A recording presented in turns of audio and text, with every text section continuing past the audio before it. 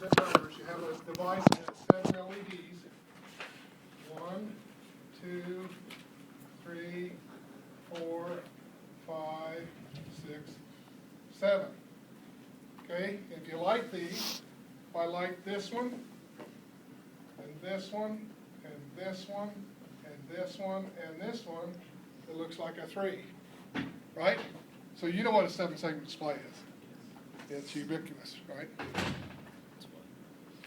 Okay, well, in computers are in binary, right? And if you need to know what 3 is, you don't want to display this. Here's 4 LEDs. You light these 2, right? And that's a 3. You want one of these things, right? And so what they make is they make a piece of silicon. It's called a BCD, or binary coded decimal, to 7 segment.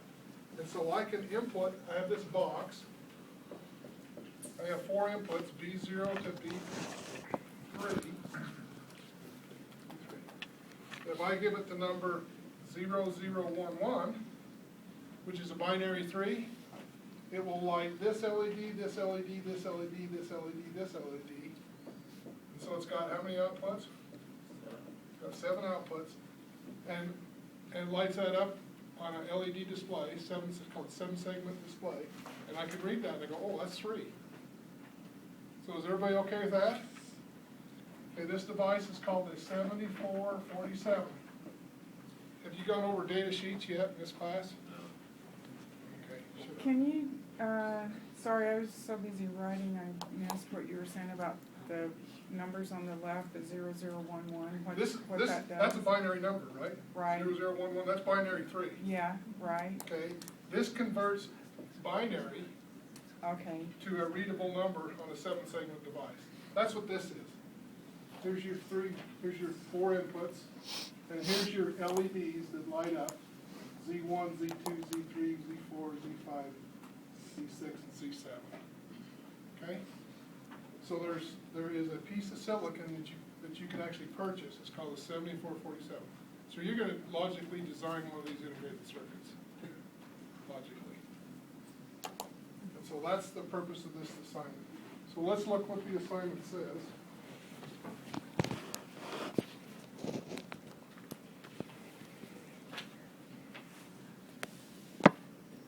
Okay, here's your binary inputs. Here's your binary outputs. There's 7 of them. Output 1 equals true equals segment on. Okay. Now show the 7 output equations in the simplest sum of products. You guys have talked about sum of products? Okay.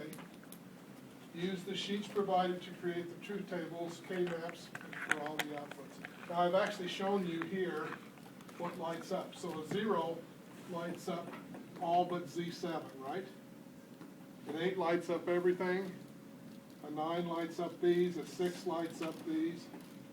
5 lights up these. So can you see the patterns here? Yeah. Okay. Let's do one of these. So here's the truth table and the Cardinal map. Now these actually represent exactly the same thing, correct? Yep. This is in a binary count. These are in logically adjacent squares. So everybody's familiar with logically adjacency, right? And somebody mentioned a Venn diagram. This is just a special Venn diagram. And that's where it goes, where only one bit changes. Changes per square. Per square.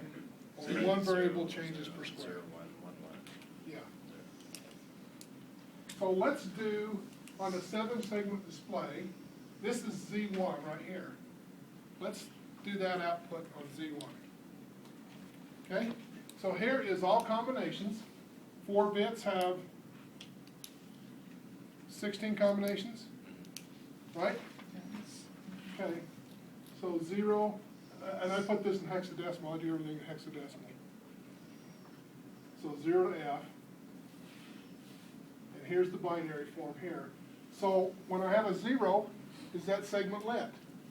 Yes. It is, isn't it? Okay, that's a 1. 1 is the segment lit? No, it's not. Okay, what about 2? Yes. Okay, 3, Yes. 4, No. 5, Yes. 6, Yes. no, 6. Yeah. No. Is he 1? No. No, not the way he wants it. not the way a 7447 works. Oh. 6 isn't lit. I give you the, should we look at the front, Oh. go back and look? Yeah, should we?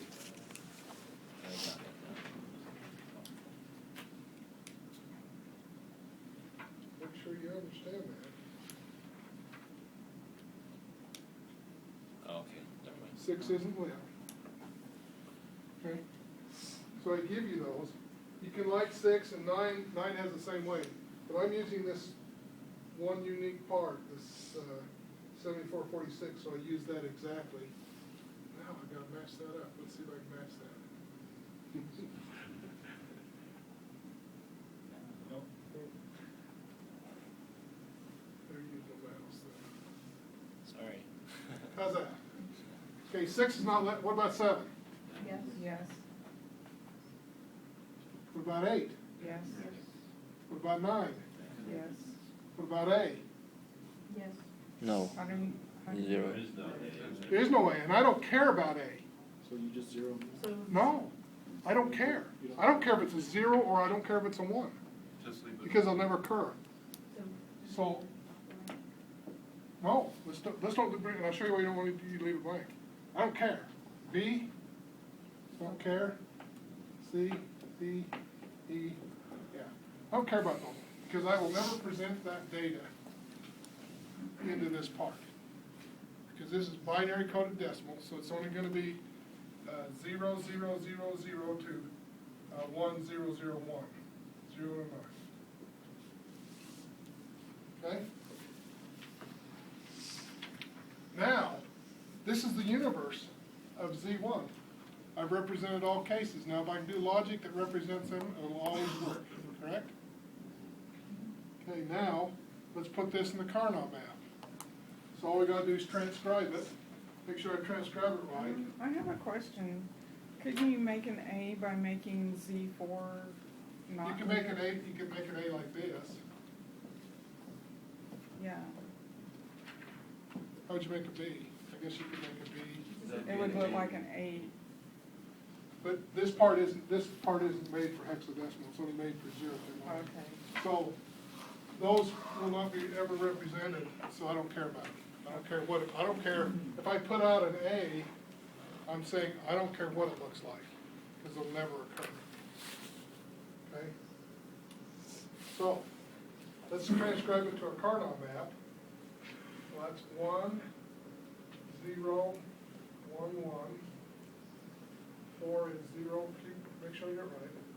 5 is 1, 6 is 0, 7 is 1, 8 is 1, 9 is 1, A, B, C, D, E, F, or don't care. Okay? Does everybody see that? Does everybody agree? That's correct? Okay, let's solve for this. Now, on a Carnot map, this is just a visual representation of adjacent bits.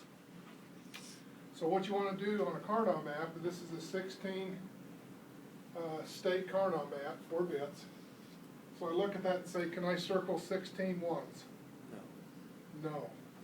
So the next thing I check is what? 8. Can I circle 8? No. Yes. Because those can be ones or zeros. These can be ones or zeros. I don't care what they are. So I can circle that, right? Okay, these X's will be ones. Can I circle 8 again? No. Okay, can I circle 4? Yes. Where can I circle 4? Right in the middle. Okay? Can I circle 4? Yeah, you got 2 more sets, 3 sets total. From You got the ones on Yeah. the Oh, side. yeah. Where can I circle the From right to left. From BA and then 3 to. Right here? Yeah. No. Oh yeah, that will work, but also they'll Oh, so probably many best from the possibilities. right side over to the other left, to Yeah. the left side. So 3 and 2, and then B and A. Correct. The last column. Circle this column? Yeah. The 2 on the right on the bottom. So where your finger is, the 2 there, and then those 2. those 2, and the other 2. Okay. That'll leave these two.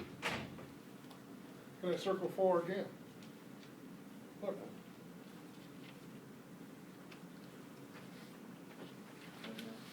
Are those logically adjacent? That's the 4 I want to circle. Not according to me.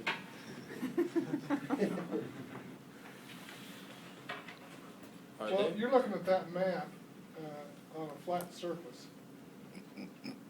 That's just the way that he showed us a few times ago. Those are logically adjacent. Okay? I'm No. confused about, how do you know when something's logically adjacent? It's next to each other. This is wrapped around this way, and this is wrapped around this way. It's a circle, not a flat panel. Yeah. So this point, this point, this point, and this point are all logically adjacent. Well, let's look at it. Here's 0. Here is 2. Here is 8. 0. And here is A. Those are- 0, 2, 8, 8, 15.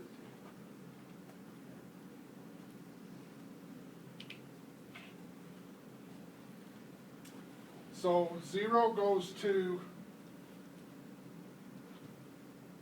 8, only 1 bit changed, right? Mm. 8 goes to A, so that means they're logically adjacent. 8 goes to A, only 1 bit changed. That's logically adjacent, right? A goes to 2, only 1 bit changed, and 2 goes to 0. You see that? Yeah. Only 1 bit, they're all logically adjacent, okay? Cool. So I can do that. So let's look at this one. What's this one right here? This 8 I circled here. Now with 8, I circled half the map. Therefore, how many variables are 2. 1. Half, binary. Half is always 1 variable. So I have 4 variables, but if I circle half of them, I only have 1 variable. So what's this variable here? 1. B3. B3. So Z1 equals B3. That takes care of these 8. We got another 8, and we got 4. So I'm get lost on the B3 out of that? B3. It's just like the A not Well, look. and A. what can I represent those? Remember this like a Venn diagram. I represent half of the diagram. Therefore, that's 1 variable. Where is B? You don't understand where I got B3? Because both. This of is the 1 here, this ones- is 1 yeah. here. That's B3. That's half of this map. And what about the other, these going up this way? I don't care. I've got the whole map. See where I come up with B3? So half of the map is 1 variable. A fourth of the map is 2 variables.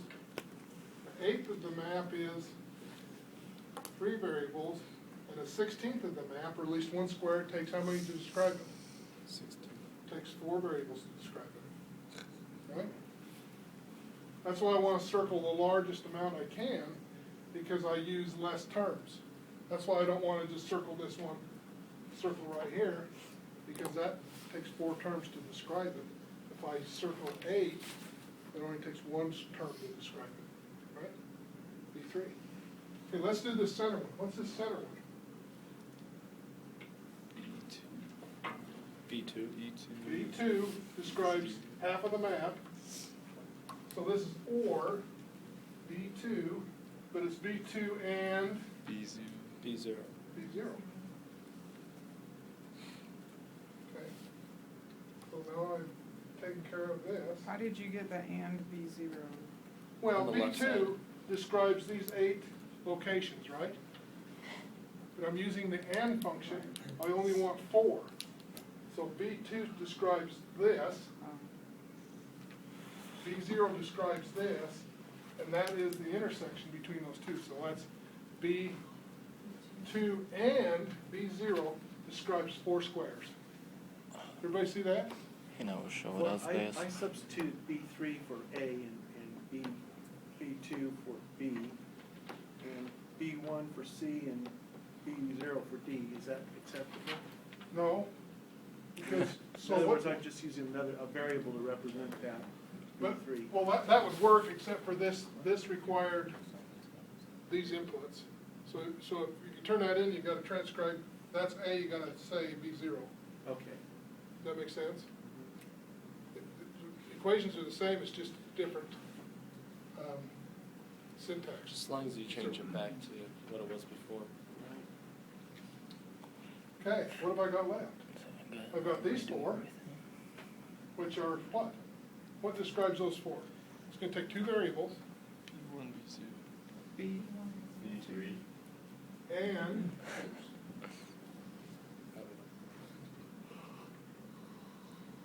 or B1, B0, B0. or, I got one more. What describes these 4 here? Which one? B0. This one, this one, this one, this one. B0. That's B2 naught, B2.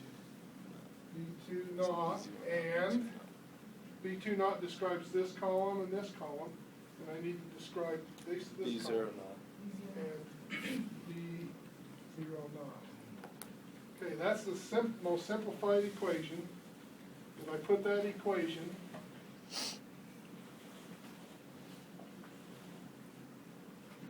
coming into this box out to Z1, that will always light that for all these conditions, and that'll light the proper LED. Everybody see that? so you have to take into consideration everything that you circled. Yes. And everything you circle, as long as you circle logically adjacent stuff, you can resolve it down to here. Now, if I didn't do that, if I just circled all the ones, this would be what?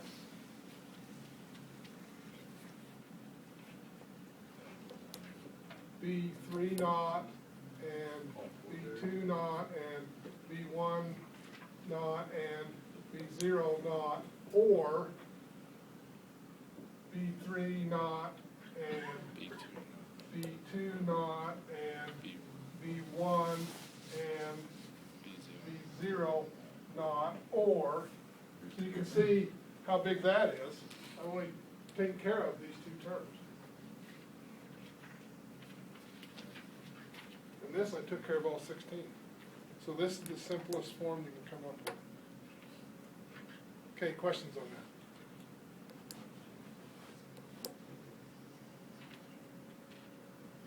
Everybody good?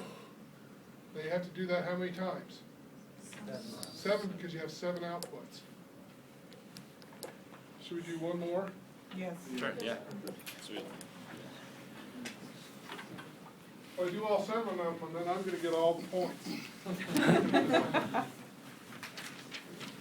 Yeah, let's do Z3. Z3 happens to be, my class has already done this assignment. So you guys are a little behind. Z3 was the hardest one to get right. No. Let's do this. I don't know why, so let's look at this. Z3 is this one right here. I wanna light that up, okay? Let's just go to the card on that. Is it light at 0? Yes. Yes. Is it light at 1? Yes. Is it light at 2? Is it light at 3? Yes. 4? 5? 6? Yes.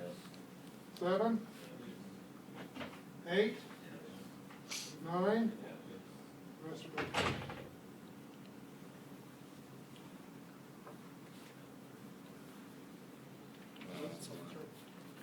So how would you do that? Almost circle 16. Yeah, I won't, but I can't, so that's out. And circle The 8, 4, and 2. Right side. And then you have to take care of that 1. So what would I circle? Can I circle the 8? The top 8. Yes, Top 8? and the right 8, And the next 4. And then the And 2. then this one? the, Can I circle 8 again? yes, the 2 columns on the right, Like this? yep. Can you do that? Okay. Do we Now, want did to that do solve that? any, did I get anything from that? What did I circle? These were already circled, Yeah. So you don't need to take care of those. So it's redundant. so that's a redundant, that'll give me a term that this is what the class doesn't get. That does not help me at all. Circle that one, right? These, they can Isn't be it 1s or easier 0s. to use just truth table because you have just 1 0? No, it's easier to use Carnot No, it's not. It took a while for me to understand. You have just 1 0 there in the truth table. You only got 1 0 in Carnot. Well, you can look at the truth table and give the answer right away because just You can look here and give your answer right away. no, you spend already like 5 minutes. What would I circle next? The B101 row. Last row. Oh. Why can't you just circle 11XX instead of circling? Which one? them both? Like just doing 1 row instead of doing 2 rows. Okay, 1 row gives me, how many terms do I have to display in 1 row? 2. 2 terms, how many do I display in 2 rows? 1. 1 term, is what's simpler. Alright, 1 term half as simple as 2, okay. right? So if I circled 1 row and I could have circled 2, that's not the simplest. And then you circle the middle 2 columns. I'm giving you guys an advantage. I got the same size class, my class is 42. 2 people got that right. So, I was really disappointed. And that, they were circling these X's and circling 4 instead of 8. So what's the equation?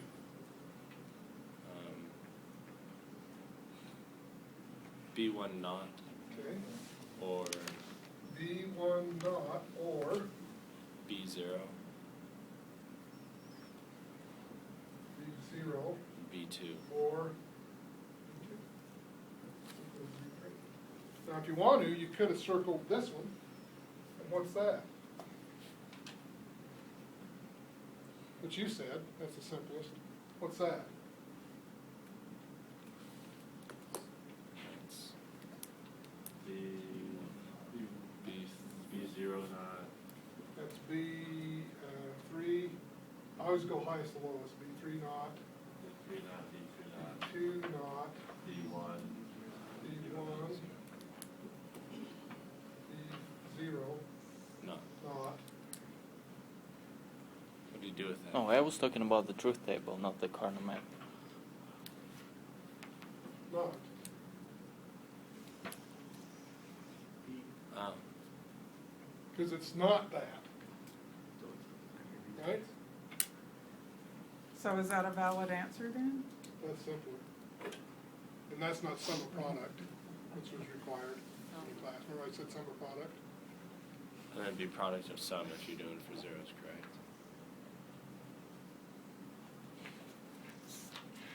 You could just have taken the max term from the truth table, and you have just 1 max term to describe it.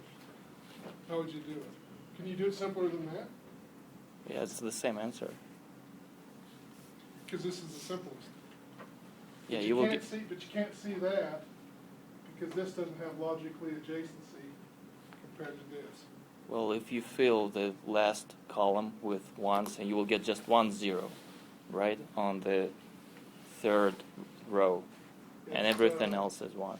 It's 4, it's right here, right? Isn't that 2? No, it's 2. It's 2. Oh, 1, 0, 1, I'm sorry, 2. Yeah, okay, it's 2 right here. And everything else is 0, right? Everything else is 1.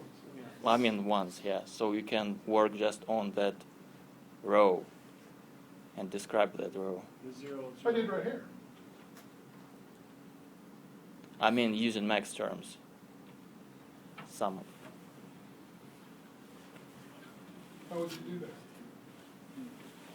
Well, B3 must be 0. Well, it's everywhere 0. B2 must be 0. B1 must be 1. And B0 must be 0.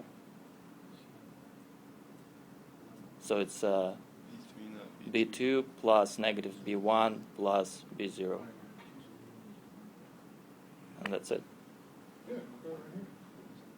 Well, yeah, that's what I You're was saying that's simpler? Yeah. Let me give you another one. And you use this and I'll use this. Well, another one will not have just 0, 1, 0 in the column. Well, if you do it this way, you can do this way the same all the time. Yeah, yeah. And that is the simplest. Well, not always, right? Always. Okay. Okay, any questions on that? Does that kind of answer your question? So 2 to 7 ought to be, Are you available after class? yeah, for a few minutes. You got a question? No. Okay, any other questions on your assignment? Do I need to do another one? Yes. No. We could do 5 more. We can do 5 more. Thing is, I know how to do this. I don't need to practice. Come on, guys, go big or go home.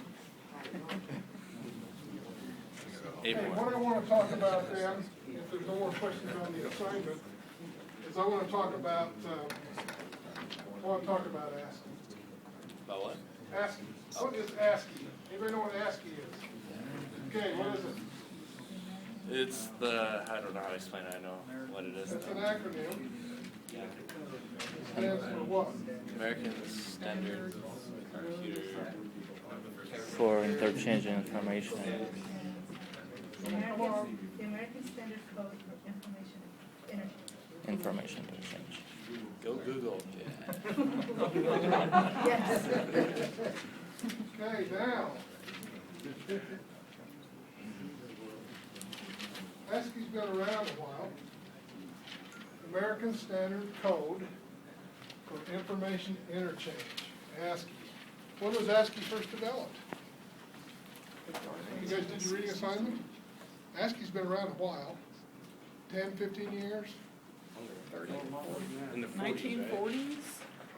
1940s? Something like that. ASCII first came out in the late 50s. In the 40s it was called field data. But field data and ASCII are pretty much like, but actually it was adopted.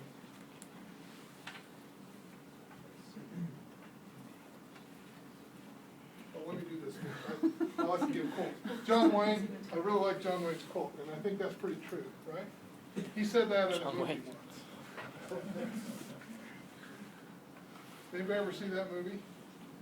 Which one? Well, you guys know. True Grit? Is it True Grit? No, that's not. Shanghai. But you have to figure that out. That's what he told the guy. He looked down at him and Rooster Cogburn? said, life's tough. He's trying to explain to the guy who he was in a pickle. Okay, it was actually adopted, X3.4 in 1963. So it's been widely used for probably longer than most of you guys have been alive. Okay? It's a superset.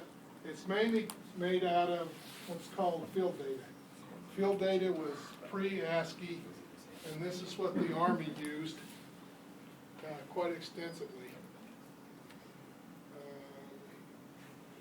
Does anybody know what the first mobile computer used field data? Anybody have any idea? First mobile computer, first portable computer. Any guesses?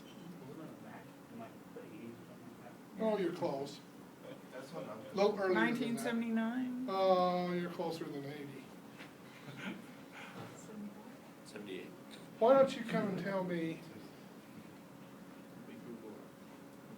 Friday? First mobile computer. When it was built.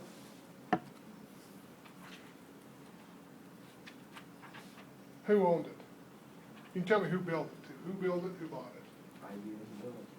IBM did not build it. Bell Labs. Bill Webb did not. Bill Gates? Bill Gates. I'll give you a little hint. I doubt Bill Gates was even born. Oh. No. First mobile computer, and it used field data. Okay? GM.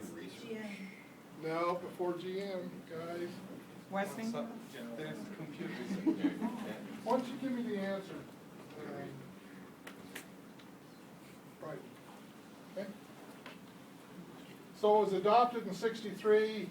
We use this ASCII X3.4 1986. That's the one we use today. In '68, that's when it really gained a lot of acceptance because it added lowercase. Okay. What's the ASCII is X3? what we use today. What's the X3.4 mean? Oh, this is just a body of people that do specifications. That's just the name they gave it. Okay? That's like, has everybody heard of Ethernet? Yeah. Yes. What's its Ethernet's name, proper name? Anybody know? Ethernet's proper name is, that don't work, 802.3. That's Ethernet. So Ethernet's really a number like this is. Okay, and that's given by a body. And they assign all specifications a number. And so it's 802.3, that's Ethernet. That describes Ethernet better than Ethernet. Okay, ASCII. So we're going to talk about 1986, X3.4. And the body of this is ANSI. Everybody's heard of ANSI at home. Okay, ASCII is a 7-bit code. Okay, so how many combinations?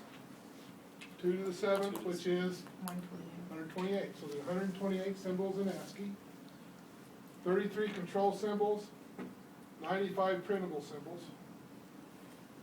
It's divided into 4 groups of 32. Remember, ASCII is 4 groups of 32. That's how they came up with it. These are the groups. Group 0 is control characters. Group 1 is digits and punctuation. Group 2 is uppercase and alpha. Group 3 is lowercase and alpha. And there's always exceptions, so they put in special characters also. Because how many alpha characters, upper alpha characters? 26. But the group's how big? 32, so we can put other characters in there too, right? 32, 32, 32, 32, 128. Now, if I teach this class, I will update Blackboard and I'll put all this stuff out on Blackboard. Is this on Blackboard for you right now? No. Okay, I will put all my presentations, all the notes and everything, I'll put out on Blackboard so that you guys can have. If I don't teach the class, When will they know if you're gonna teach? I've only committed to teach Wednesday, Friday, and Monday. I'll know Monday. Or maybe I'll know before that. So I'm just kind of pinch hitting, you know. So there's the 4 groups, and that's what they're called, group 0, 1, 2, and 3. So control characters, group 0. Okay, ASCII is 7 bits, right? So this is an octet. Everybody know what an octet is? 8. Okay, 8 bits. And so here's 7, so the most significant bit of the octet's always 0. And then here is the control group, 0, 0, and then there's 1, 2, 3, 4, 5 bits that are in the group, and that represents how many combinations to the 5th? 32. 32. So here we go, 0 to 1F. And decimal 0 to 31 if you guys can't think in hexadecimal. Okay, this is what it has, barrier printer and display controls, all are non-printable. They don't print. This is terrible, little standardization. This ASCII has been perverted over the years. Very little standardization. Unix uses these characters one way, Apple uses them another, Windows uses them yet another way. So here's the three major systems, Unix, Windows, and Apple. They all use these a little different. That's terrible. Terrible, terrible, terrible. Okay? Digits and punctuation. Here's group 1. So this is 32 to 63. Punctuations, symbols, special symbols, numeric digits, and we'll look at the ASCII table so you can actually see the groups. Uppercase. So that's 40 to 5F hex. So here's our uppercase, and we have some special characters because we only have 26 uppercase characters. Lowercase. Now there's special characters in lowercase. 7F. I don't know why in the crap they did that.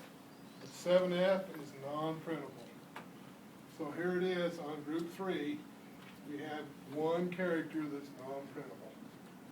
That's a 7F.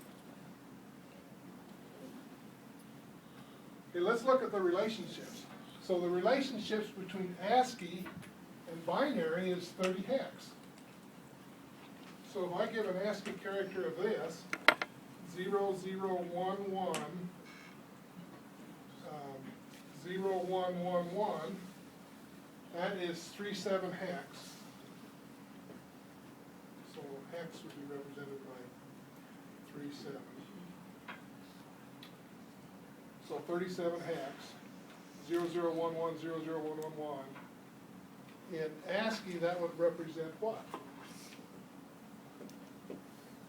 That's the ASCII character 7. Okay? So if I subtracted 30 hex from that, which would be 00110000, I would get binary 7. So it's encoded. So by taking ASCII digit, subtract 30 hex, I can get the binary digit from that. Okay, everybody in this class has had C# or C++, right? So when you print out you got A equals 7, and then you do this, you use the object cout. Help me out, I'm a hardware engineer, I didn't tell you that. So don't quote. You're using C++? What? Cout is C++. Okay, But that just outputs a string. Is that what you're trying to do? And that puts the string in front. so which way the arrows go? Out, yeah, and then close. Like that? Yeah. Well, this is 7.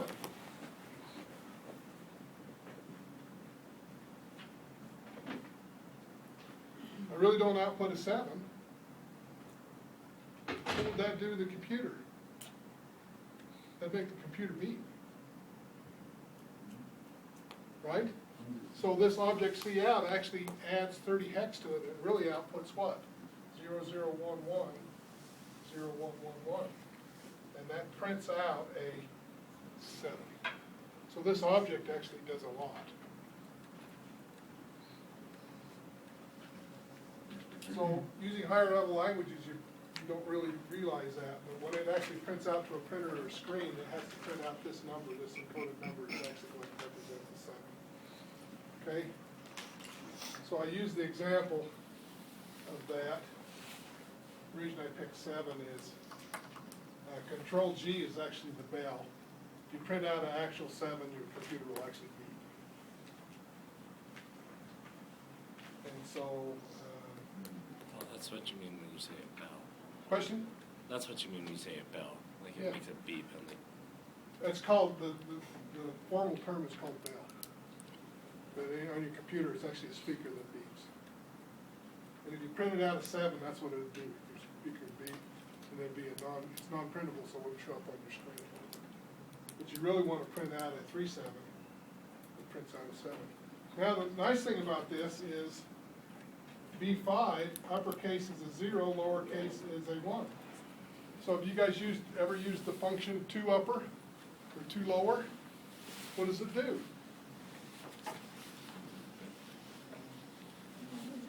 If it's uppercase, it just makes, but if you want to do a two lower, it just sets B5 to 1, and it takes whatever lowercase it is and makes it an uppercase.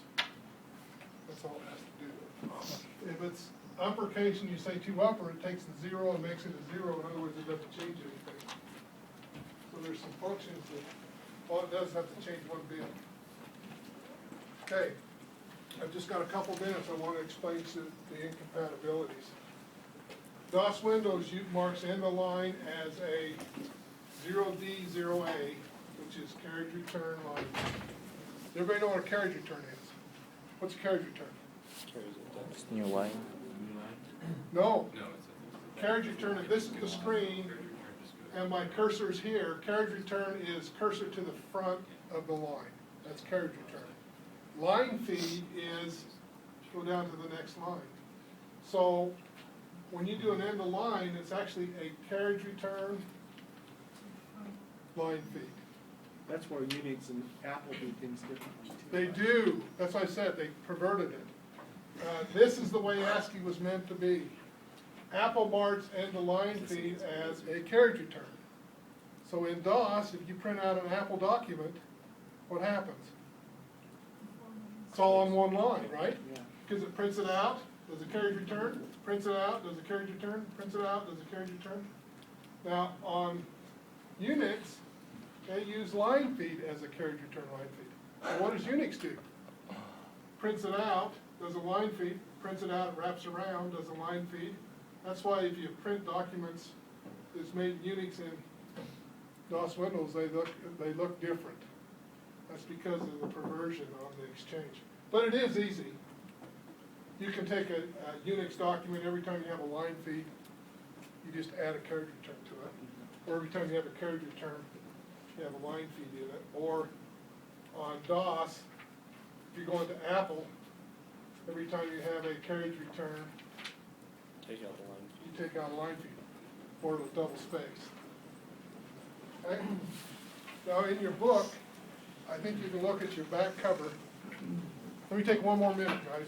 Look at your back cover of your book.